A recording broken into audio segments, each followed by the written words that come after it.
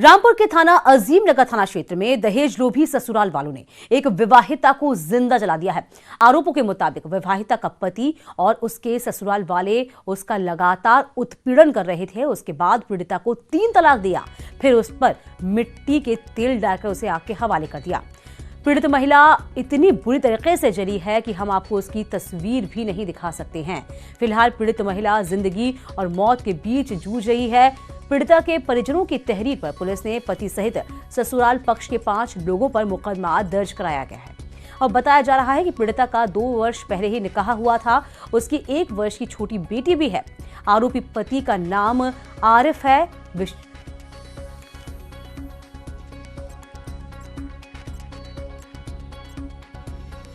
के बाद कोई लड़ाई झगड़ा, कल डंडा से सूटी मेरा माँ जा करता हूँ छोड़ दिया। चाचा अब सुबह बहुत हमारी थी बहन के साथ, मेरी बहन की जो सुबह तलाक दिया, फिर उसे घर में बंद करके जला दिया।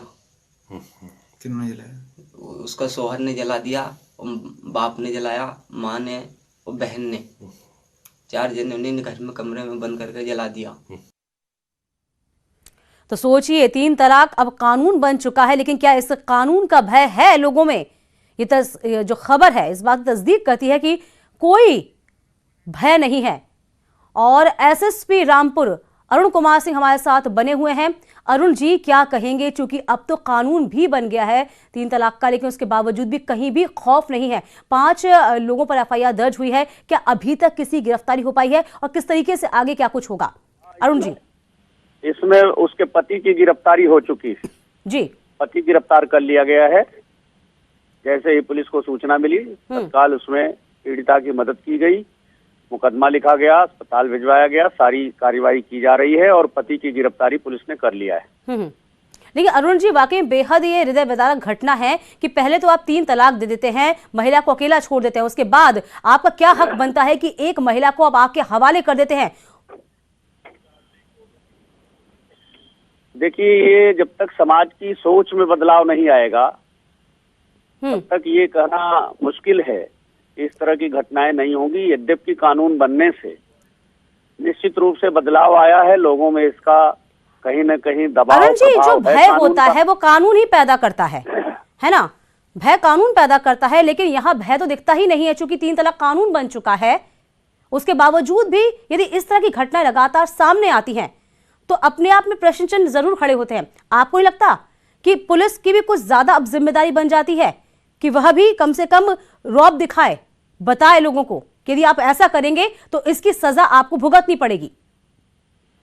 देखिए, क्रिमिनल जस्टिस सिस्टम बहुत बड़ा सिस्टम है जी। उसमें पुलिस एक पार्ट है और सोसाइटी का रोल भी होना चाहिए। अगर हम इस तरह की बात करते हैं कि सिर्फ पुलिस के खौफ से काम चलेगा तो इसका मतलब कि समाज या आप स्वयं मीडिया भी इस जिम्मेदारी से बच रहा है।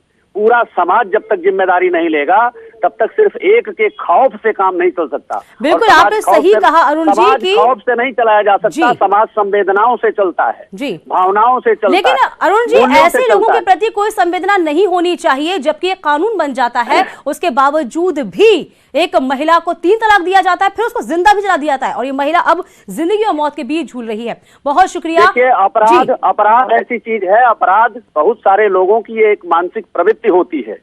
हत्या बहुत जमाने से अपराध है, जिससे क्या हत्याएं रुक गई हैं क्या?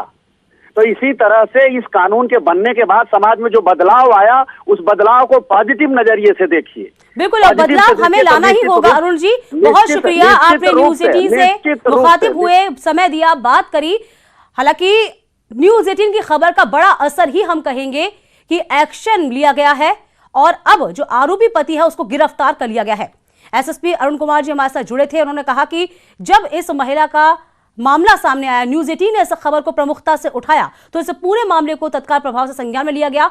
5 लोगों के खिलाफ मुकदमा दर्ज हुआ है, जिसमें एक की गिरफ्तारी, इस महिला के पति की गिरफ्तारी कर ली गई है। तो न्यूज़ 18 की खबर का असर हुआ है। आरोपी पति जो कि फरार हुआ था उसे पकड़ लिया गया है। तो महिला इस कदर जिंदा जली कि उसको हम दिखा भी नहीं सकते आपको। पहले उसको 3 तलाक दिया जाता है, उसके बाद उसको उसके ससुराल वाले पकड़कर जिंदा जला देते हैं। अब महिला जिंदगी और मौत की जंग लड़ रही है।